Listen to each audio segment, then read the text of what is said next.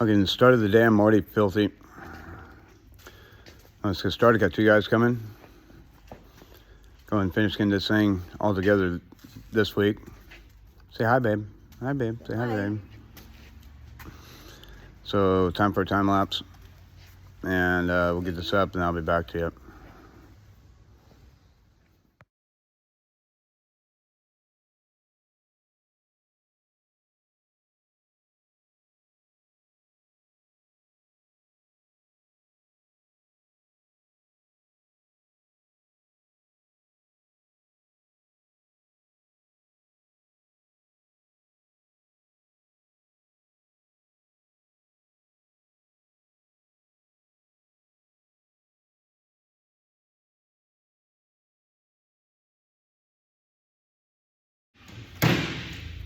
I put a bolt in the girlfriend's exhaust on her Honda. So now, time for the other time lapse.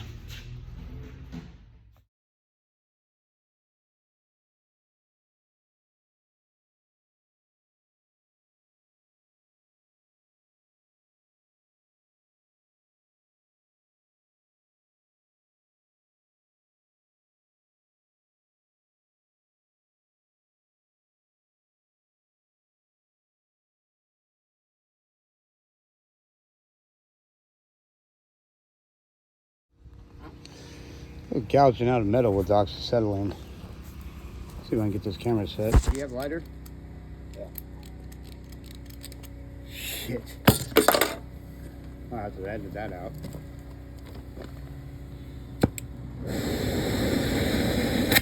Ah!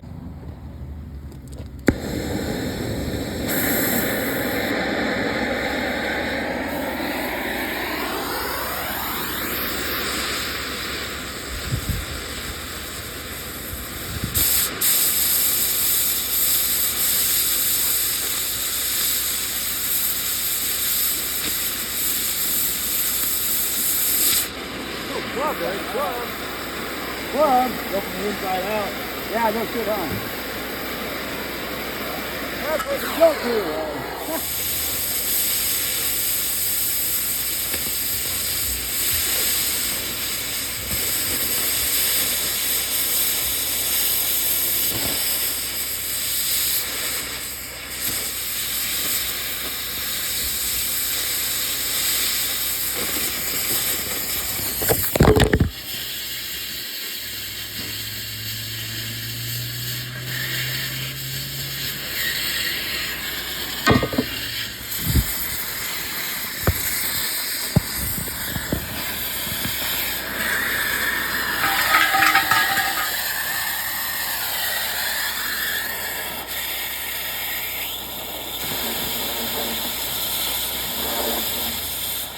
All right, so this is me from the future going back to not so distant past to go and tell you from the future that's ahead of me or whatever. Anyways, yeah, torch gouging or whatever you want to call it with the oxyacetylene.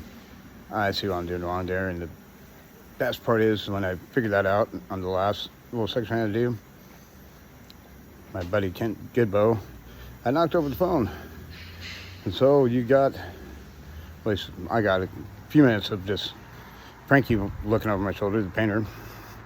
I still gave you a good minute of that, watching Frankie watch me.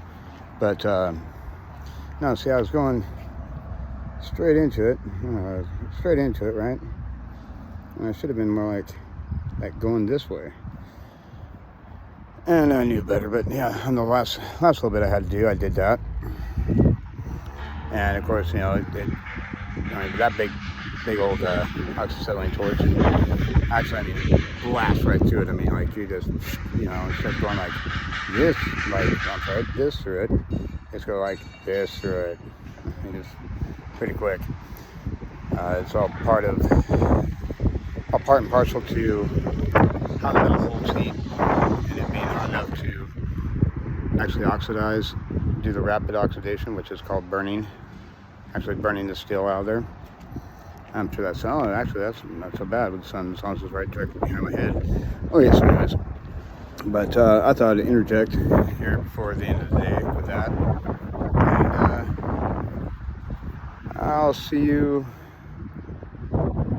for you in a second, but me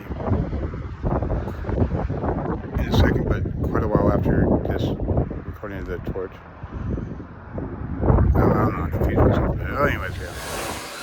Oh, wow. Good one today. That is one messed up chop saw, man. That chop saw, I forgot how weak it is. It cuts fast as you just bounce it. But it has some thick steel too. And then the trigger, you got to pull it only halfway. Otherwise, pull it all the way, it dies. But it's a chop saw and it works. That's the main thing. Chop saw and it works. Progress report, besides being filthy as hell. Okay, so as you know already, we got, I got backed away from that. We got the framework for the filters all put together.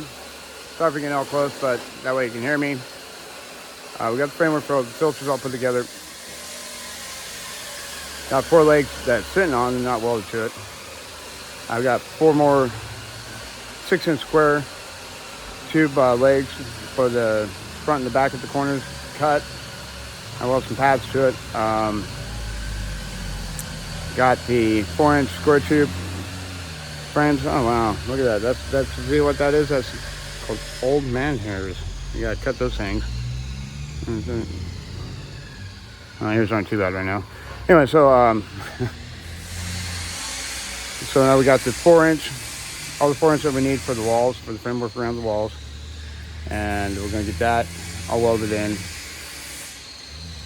I will be getting a video put out because there's some footage I took on a different camera of me doing a coped corner for that 4-inch. Even though we didn't go with that type of joint on the corners, we're actually going to, at the front, the 4x4 that'll go across the front like that will be on the inside. 4x4s will go down the sides, just because of the car has to come up. So when it, like this, so it'll twist, you know. If it's at the end of it, capping it off, but in between it'd be a little bit more structurally sound.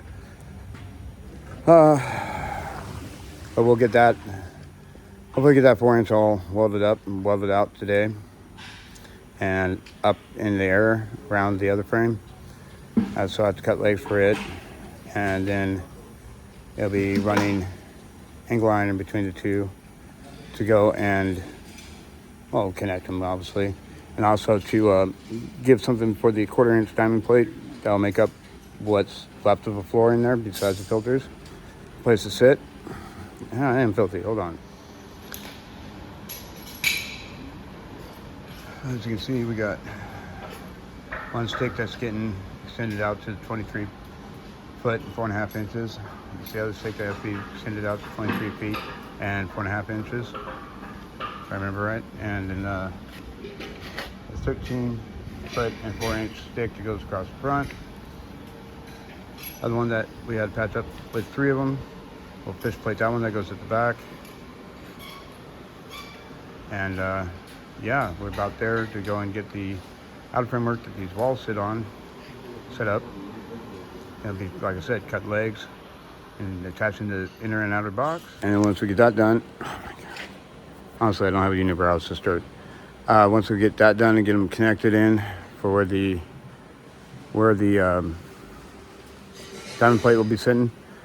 And then the last thing after that is the framework for the burner and the blowers, which ain't gonna be no major deal. And it should be that burner. And it was in MBH was the thermal output was in. So I went and did a quick conversion over to BTU, and it's a 1,000,000 BTU burner, which is kind of impressive. And so the unit that sits outside of it will be that burner, this blower, and that blower over there. And here in a future video, you'll see what's up with that. And that will be that, for at least for a second for you, a little bit longer for me. Oh yeah, look at that. Look at this fan. Hold on, I gotta show you this. Got your diffuser coming in, your intake, and look at this. And look at that. That is one heck of a, I don't know if you can really see it real well, but that's one heck of a blower. I don't know also if you can see it real well, but somebody was not taking care of their floor filters at all. Look at all that paint solids that are all over this thing. But Mr. Samiego will take much better care for this, and I respect him much more than what these guys did. But I gotta be nice to him because this thing was purchased in the mid-90s as, according to the hour logger on there, 26,000 hours of use. But we also have all the receipts for all the maintenance that Blowtherm did on this on a regular basis. It was tuned in 97 was $695. And the fan design, no. Complete cabin, 50 bulbs. So that'll be, oh, for F40 design, 50 bulbs, complete cabin, $750 each, $540. Fan removal and install, $90 advised. I don't know what that means. So this one, the receipts for $1,325.97. Here's another one from $395. Blowtherm pre-filtered, 217 bucks. They're basically like a bag filter.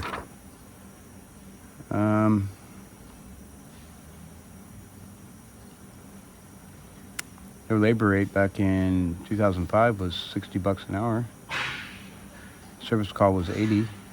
See what other receipts we might have on this. Give you an idea of some costs that can occur and you can incur with this. Oh, this isn't one. What is this? Excessive boost pressure, startup and after bake, self-correcting after 1 to 3 minutes. Remove pocket filters. Check all dampeners, intake. That's a whatever they call that. Repair ticket, whatever the hell. I can't remember. I can't think right now. Here's another one of the receipts here. Let's see what this one. Oh, this receipt's for a total of $3,033.95 after tax. Booth tune up at $695. Hour labor $60. Oh, let's see. Power film ignition electric 7.5 horsepower metric fan. So that's $882. 7.5 horse something LFRT motor. Oh, that's what it is. 7.5. Oh no, that's separate line. So that whichever motor that one was $1,017. Oh, at least they only charge them for. Oh no, it says 1 hour labor, but there's 2 hours of labor for $120. And believe that. $2,786. But that means our fan motors were replaced in 2005. So yeah, so that's they at least had their stuff maintenance. I don't know how long this thing had, how long it had been since it had been used. I don't know if I ever showed any photos of what we got going on here. Let me just switch cameras around. Hold on. So there is the basement. This is where the booth sat. You must see where the wall sat for it. This is where the blowers and the heater sat.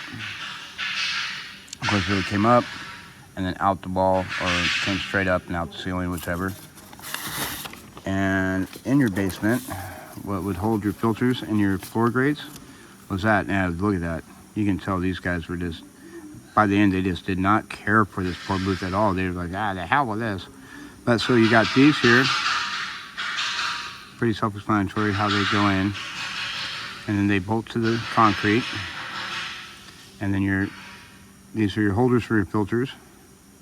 They drop down in, so they're actually hooked, and they drop down, recessed in, your filters, and then your floor grates go in. And I've been questioned about it. Wouldn't it have been easier just to go and pour concrete on top of the concrete floor? No, didn't want to have to deal with that. Besides, then you sort of take away value of the building for future possible uses. No, it's just better not doing the concrete because, if you end up moving or changing something, or you end up with that big old chunk of concrete, it's better doing it with the metal. But see you in a second. Going to get back to it. Extend it out. The front end, the back end, we got to extend out the other side. Oh, because of what? Send the boss man down to get nozzle. End up selling them the same nozzle they sold me before I couldn't use. Now, tell me what's wrong with this picture, okay? I told them it was a Lincoln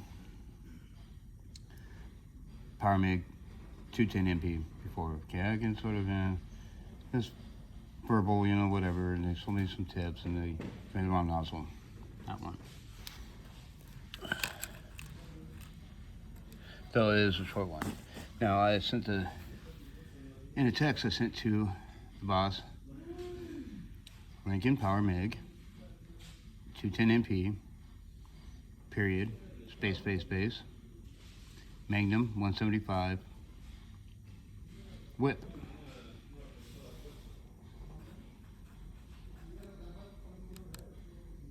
$250, $350 amp. Wonder why it's too big. At least this time, they even called. Said, do you want the flush? Or do you want the recess? I go, I want the recess. He goes, I figured as much. I know he had the text. I know he showed him the text. Magnum 175 is not a Magnum 250, 350. So anyways, that's enough of my complaining and whining and crying. But that's why we didn't get much else done. Yeah, we do have the stick. It's been a multi-process, and we also have the old Miller Bob Kitty. But we don't have a rod oven. And we got some 7018 low hydrogen rod. For people that are not welders, which I'm not a welder, but I know this, but I know a bunch of odd stuff that doesn't really not necessary to know. But low hydrogen rod means that, you know, exposed to the air, it's going to get hydrogen in it, just from moisture even, and it don't weld with shit.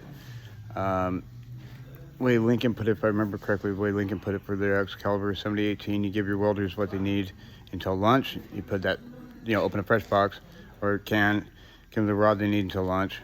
Shove that can about, fell on my ass right now. Put that can in the oven. After lunch, you give them the rod they need for the rest of the day. And keep it in the oven. Then they have instructions, you know, for what temperature, all that. And instructions if it is left out, though, how long to put it in the oven for, at what temperature, and you can do that 3 times to go and try to recover the rod. But so, yeah, we didn't get anything else done. So until I get in the morning, going down and take the whip with me even, get the right nozzle. Then tomorrow, before lunch, we should have this all up on the outer walls. No matter the lack of confidence from Mr. Francisco San Diego, we'll get it. You got a portable paint booth, what are you worried about? It's like a bouncy house. It blows up like a bouncy house. He's in here playing around painting, bouncing around in his paint booth. But, so, yep, that's it for today. See you tomorrow. And you're getting, this will be one of 3 videos today. Why not? Another little clip, eh? Just going outside in the beautiful weather. Beautiful weather in the Yakima, lower Yakima Valley. Maybe I can get a shot of Mount Adams and Rainier one of these days when it's not hazy. That'd be great.